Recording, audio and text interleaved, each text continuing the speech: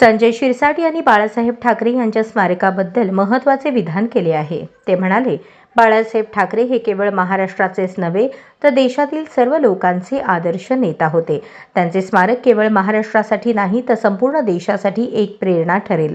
शिरसाट यांच्या मते ठाकरे यांचे योगदान आणि विचार देशभर पसरले आहेत आणि त्यांचे स्मारक देशाच्या जनतेसाठी एक महत्त्वाचा ठेवा ठरेल। शिवसेना आणि ठाकरे यांच्या कार्याची आठवण जगभर ठेवल्याबद्दल शिरसाट यांनी त्यांची श्रद्धांजली अर्पण केली आहे। ते स्मारक जे बनवलंय ते महाराष्ट्रापुरतं नाही तर देशातल्या लोकांनी येऊन त्या ठिकाणी पाहावं, त्यांचे विचार ऐका, म्हणजे ते जे तिथं ऐकण्यासारखे सुद्धा आहे, तिथं तेही रेकॉर्डिंग आहेत, त्यांचे तैलचित्र आहेत आणि त्याच्याबद्दल स्फूर्ती घ्यावी।